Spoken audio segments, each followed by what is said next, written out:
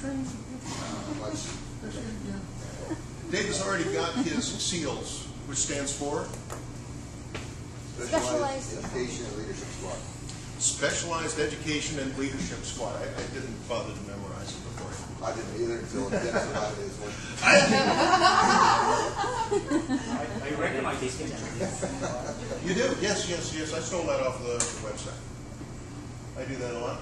We're also going to, so the SEALs, again, district governors, you don't have to reinvent the wheel. You don't have to do everything yourself. We want to have these special trainers come in and help you out. We are going to rehearse the trainers, and we are going to have a dry run of the presentation before they get up in front of the group. Not because we don't trust the presenters. We do. We just know from experience that you take a good presenter, you take them through a dry run, they give a great training session. That's what we're after in every case. I want everyone to walk away from training saying, God, I cannot wait until next time. It's going to be even better. That's all I ask. We're doing TLI in December. The training window is December through February. We've always been saying, nobody wants to do it until after the new year, so we'll get a fresh start and all that. Well, all that means is that we miss a month. So we're going to do it very early in December and see how that works out for us. But we don't have a date yet, right? I actually am going to take Tanya.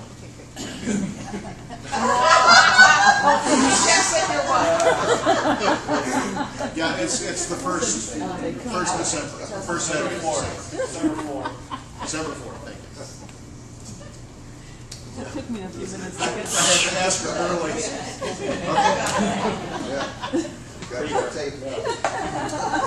We're having an issue right now with the Outstanding Member Achievement Award. The form was never put together in an intelligent, let's be careful how I say that. It was put together for a different set of circumstances that no longer apply in the district, and it's difficult for us to reconcile the point spread that they have on there. It's actually not a Toastmasters International program. There's an outstanding member program at the club level that Dave was able to find, but this thing at the district, it's getting to be kind of sticky. We're either going to substantially revise it, or we'll eliminate it altogether and come up with a different way of recognizing our outstanding Toastmasters.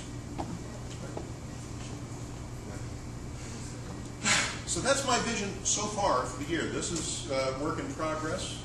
We're going to work together as a team. We're going to do all the good stuff that we did this past year. I eliminated a slide where I was going to talk about the fact that you're continuing the programs from last year that worked. Yes, the recognizing clubs for maintaining their membership and It's on the wrong side. I know, Hugh actually is a vaulter of poles, and so, well, any Eastern European people, he's happy to jump over.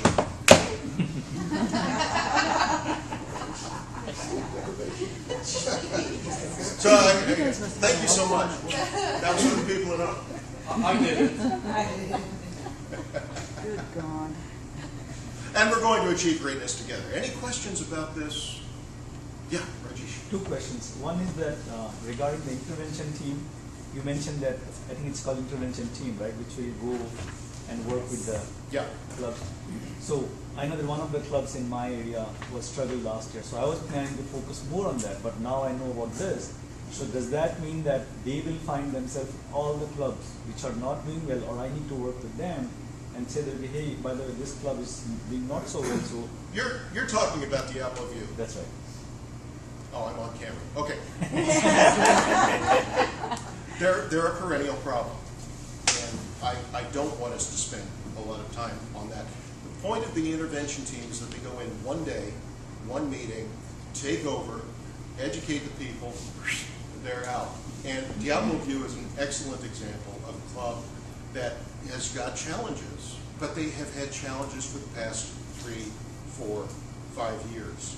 And one definition of insanity is to do the same thing again and again and expect a different result. And I'm crazy, but I'm not insane. So I want to try something different with them, and this would be a quick, happy, let's get you going opportunity, and then let them take the opportunity or not. But I don't want you to spend a lot of time working with the club. That's just not going to produce. Okay, so we will still work in conjunction, or they will just... We come in as the intervention team, do this happy meeting, offer them a coach, and then the coach is the key. A good club coach can turn any club around, but they need to ask for the coach. They need to accept the coach's help, and that's part of the education in the intervention. Would you give a coach to a club that is distinguished, trying to get selected president's distinguished? Okay, two things, Peter. One, please raise your hand and be recognized, and so I can hear you. Okay. That if a club is distinguished, is trying to get presidents select distinguished, would you appoint a club coach for that? You can't assign a club coach to a club that has more than 12 members. Club coaches are only for clubs that have fewer than 12 members. But what do you do for the clubs that have 12 members but only 4 to 6 are showing up? I mean, how do you support those kind of clubs? As an area governor, No. you visit them, No. you but- educate them. No, but If they need an intervention, I think that it would be a good use for the intervention team. Is that your question? Yeah. Yes. Yes, it's not just for clubs that are But they don't. on the skids, but it's also for clubs that are on their off track. Yeah. Okay. So you mentioned a list, and you know who these clubs are, but are you just gonna, the prevention team is just gonna go in because they know who the clubs are, or do the area governors have to tell you that you should come to a particular club? It's going to be a little bit of both, I think, don't you think, Paula? Yeah. We're going to look at things, because you area governors, sometimes you just don't tell us everything. And so we'll go in, and sometimes everything looks fine on paper. I have intimate knowledge of clubs that look fine on paper that are actually in trouble. That's Yeah. my Are the clubs going to be notified in advance, or does this team just descend on them? Oh, they have to be notified in advance, because we're going to probably take over the entire meeting. Okay. I have one question related to prep squad. So at what level does prep squad get involved?